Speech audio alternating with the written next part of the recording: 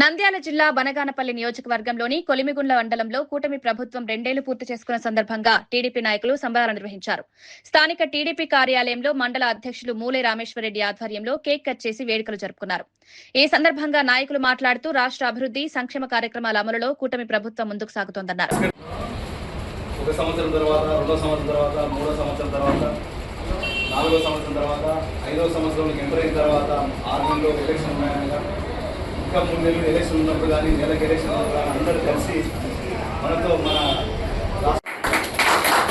ఏదైనా మన మండలం గతంలోకి భిన్నంగా 2000 చిల్లర మెజార్టీ తెచ్చుకోవడం అనేది ఆషామాషి కాదు.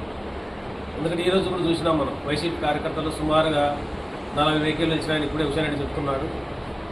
వాళ్ళకి ఏంటంటే కనుక గతంలో మనము ఏమి తినలేకపోయినాం, ఈరోజు టీడీపీ కార్యకర్తలకు జనార్దన్ రెడ్డి పెంచి పోషిస్తున్నాడు. రేపొద్దున మనం గట్టిగా చేస్తే ఇవి మనకు వస్తాయని ఆశతో వాళ్ళు పోరాడుతున్నారు తప్పిస్తే మనం దీన్ని ఏం చేయాలి?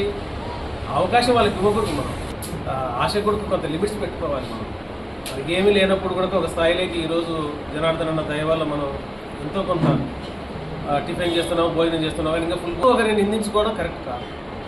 కాబట్టి సమస్యలు వస్తుంటాయి, దాన్ని కూర్చొని పరిష్కరించుకోవాలి. ఇప్పుడు శివరామన్న చెప్పినట్టుగా మండల స్థాయిలో కొన్ని సమస్యలు తీరుతాయి, అక్కడ తీరని జిల్లా స్థాయిలో పరిష్కరించుకుంటారు, కాన్స్టిట్యూన్సీ స్థాయిలో పరిష్కరించుకుంటారు. మ్యాక్సిమం గ్రామంలోనే ఆ నాయకుడు బయటకు పోకుండా చూసుకోవాల్సిన బాధ్యత నాయకుడి పైన ఉంటుంది. కాబట్టి మీరందరూ కూడా గమనించాల్సింది ఏమంటే మనలో మనకి ఎన్నున్న పార్టీ పెద్దది. పార్టీ ఏ నిర్ణయంకు చెప్పినా కానీ కూడా కట్టుబడి ఉండాల్సిన పరిస్థితి ఎప్పటికీ ఉంటుంది. అది ఏమైనా మీరైనా చిన్న స్థాయి కార్యకర్త నుంచి పెద్ద స్థాయి కార్యకర్త పార్టీని గౌరవించాల్సిందే.